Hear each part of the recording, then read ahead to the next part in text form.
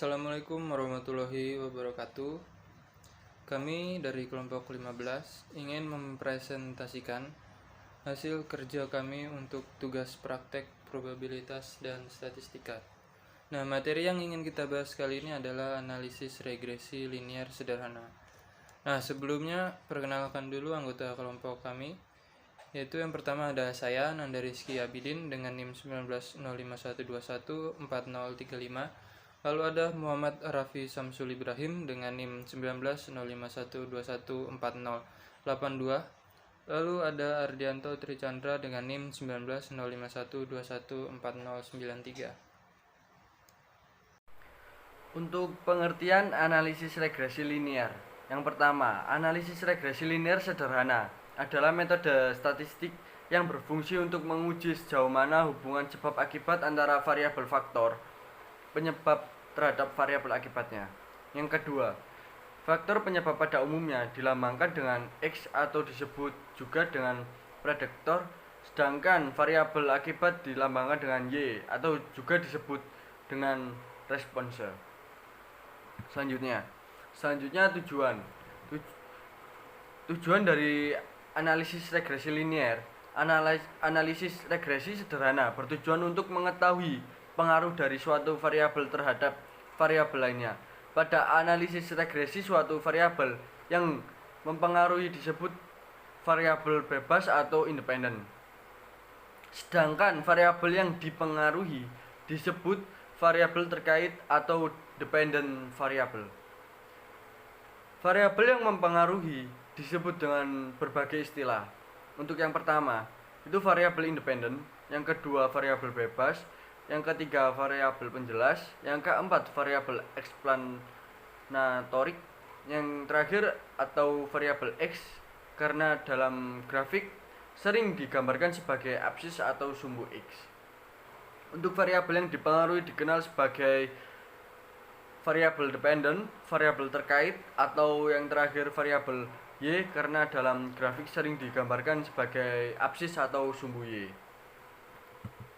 Selanjutnya, regresi linear sederhana atau sering disingkat dengan SLR, yaitu Simple Linear Regression, juga merupakan salah satu metode statistik yang dipergunakan dalam produksi untuk melakukan peramalan atau prediksi tentang karakteristik kualitas maupun kuantitas.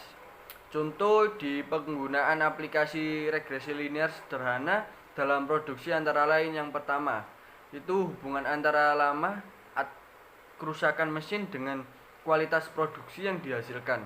Yang kedua, jumlah pekerja dengan output yang diproduksi. Yang ketiga, hubungan antara suhu ruangan dengan cacat produksi yang dihasilkan. Kemudian kegunaan dari analisis regresi linear. Secara praktis, analisis regresi linear itu sederhana, memiliki kegunaan sebagai berikut.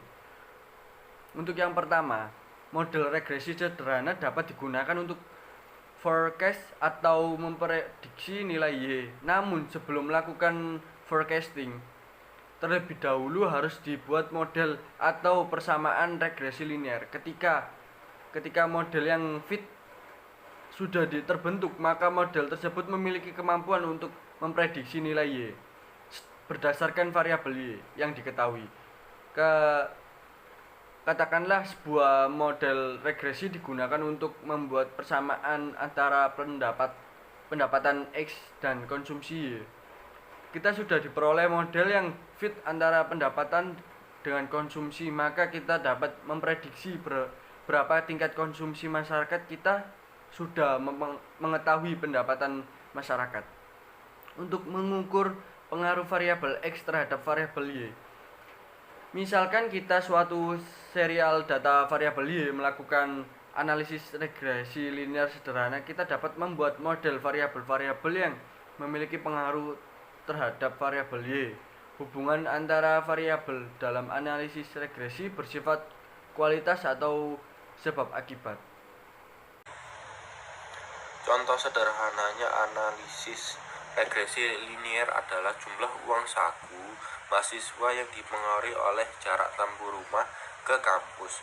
Apabila berdasarkan dari penjelasan logis, maka dekat jarak rumah dengan kampus, maka akan semakin kecil uang saku mahasiswa.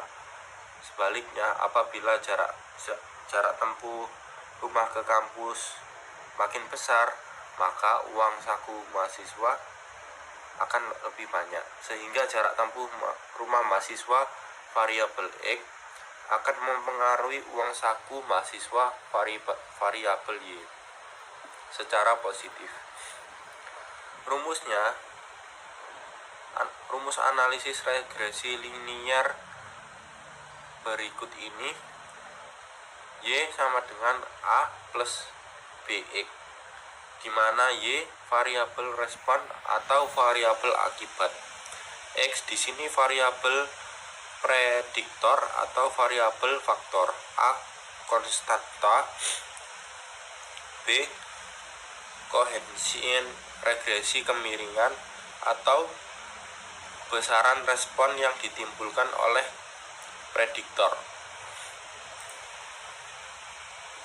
Lalu rumus analisis regresi linier ini, Y sama dengan A plus BX. Nilai-nilai AB dihitung dengan menggunakan rumus di bawah ini. A sama dengan sigma Y sigma X kuadrat kurangi sigma X sigma YX bagi N sigma X kuadrat min sigma X kuadrat. Itu A. Lalu B sama dengan N sigma YX min sigma X sigma Y bagi N sigma X kuadrat min sigma X kuadrat. Nah, lalu langkah-langkahnya adalah: 1. Menentukan tujuan dari melakukan analisis regresi linier sederhana. 2. Mengidentifikasi variabel faktor penyebab prediktor dan variabel akibat atau respon. 3. Melakukan pengumpulan data. 4. Hitung X kuadrat, Y kuadrat sama X kuadrat dan masing-masing totalnya. Lalu 5. Hitung A dan B sesuai rumus di atas. 6. Buat model persamaan regresi linier sederhana. 7. Melakukan prediksi atau peramalan terhadap variabel faktor penyebab atau variabel akibat. Nah, di sini ada contoh kasus dari analisis regresi linear sederhana ya.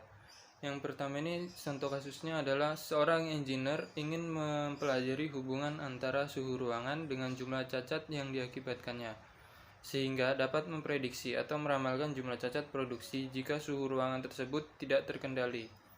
Nah, engineer tersebut ini kemudian mengambil data selama 7 hari terhadap rata-rata atau min, suhu ruangan, dan jumlah cacat produksi. Nah, penyelesaiannya itu mengikuti langkah-langkah dalam analisis regresi linear sederhana seperti yang di atas tadi. Kita langsung saja lanjut.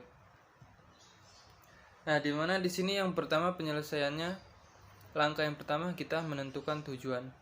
Tujuannya itu adalah memprediksi jumlah cacat produksi jika suhu ruangan ini tidak terkendali.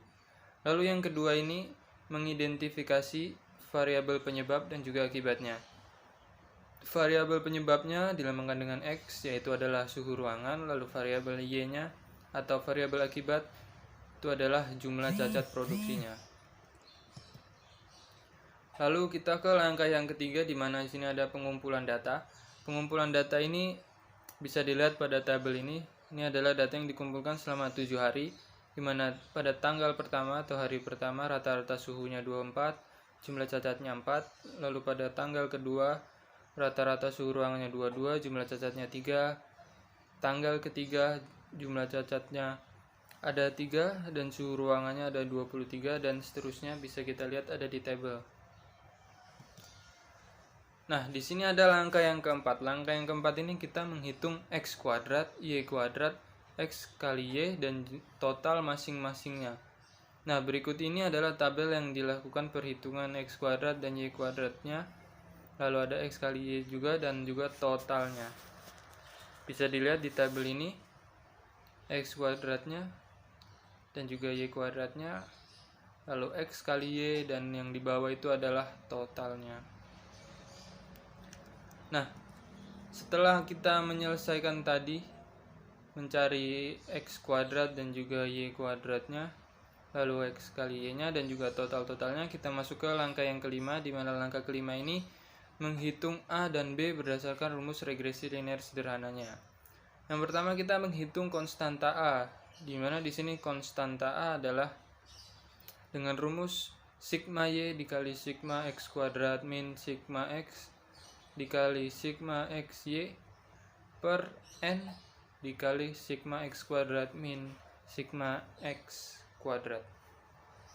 Dimana tadi kita mendapatkan total y nya yaitu 20, lalu total x kuadratnya 3494, lalu kita kurangi dengan total x nya tadi 156 dikali dengan total x kali y nya yaitu 456 per n nya yaitu jumlah hari tadi yaitu 7, lalu ada jumlah x kuadratnya yaitu 3494, lalu dikurangi dengan jumlah x dikuadratkan yaitu 156 kuadrat, yang hasilnya a nya adalah minus 10,29. Lalu yang kedua kita menghitung koefisien regresi yang b dengan rumusnya yaitu n dikali sigma xy min sigma x dikali sigma y per n dikali sigma x kuadrat min sigma x kuadrat, dimana tadi n nya yaitu 7, lalu jumlah dari x kali y nya yaitu 456, jadi 7 dikali 456 dikurangin 156 dikali 20 per 7 dikali 3494 min 156 kuadrat. B nya kita dapatkan hasilnya yaitu 0,95. Nah, setelah membuat langkah itu kita lanjut ke langkah yang keenam, di mana kita membuat model persamaan regresi linear sederhananya, di mana tadi persamaannya yaitu adalah y sama dengan a plus bx, di mana y nya itu sama dengan a nya tadi kita dapat minus 10,29 dan B nya kita dapat 0,59. Nah, setelah itu kita lanjut ke langkah yang ketujuh, di mana langkah yang ketujuh ini kita melakukan prediksi atau peramalan terhadap variabel faktor penyebab atau variabel akibatnya. Prediksinya ini kita akan melihat jumlah cacat produksi jika suhu dalam keadaan tinggi atau variabel x-nya itu contohnya kita misalkan 30 derajat. Nah, di sini kan tadi persamaannya y sama dengan a plus bx, di mana a-nya minus 10,29 dan juga b-nya 0,59. Di sini kita masukkan x-nya yaitu 30. Lalu kita dapatkan hasilnya di mana y sama dengan 7,41. Jadi, jika suhu ruangan mencapai 30 derajat Celcius, maka akan diprediksi akan terdapat 7,41 unit cacat yang dihasilkan oleh produksi tersebut. Nah, kita menggunakan variabel y-nya kali ini. Jika cacat yang diproduksi atau variabel y-nya itu yang ditargetkan hanya boleh 4 unit, maka berapakah suhu ruangan yang akan diperlukan untuk mencapai target tersebut? Berarti kita memasukkan nilai 4 ini kepada y-nya. Di mana persamaannya seperti tadi, y sama dengan a plus bx, y-nya kita masukkan 4, lalu a-nya juga minus 10,29 plus b-nya 0,59x. Sini kita tukar ruas, di mana 0,59x menjadi sama dengan 4 plus 10,29, di mana hasilnya menjadi x sama dengan 4,29 per 0,59 yang didapatkan x-nya sama dengan 24,22. Nah, jadi prediksi suhu ruangan yang paling sesuai untuk mencapai target cacat produksi ini adalah sekitar 24,22 derajat Celcius. Ya, saya rasa sekian untuk presentasi dari kelompok kami. Kurang lebihnya mohon maaf. Assalamualaikum warahmatullahi wabarakatuh.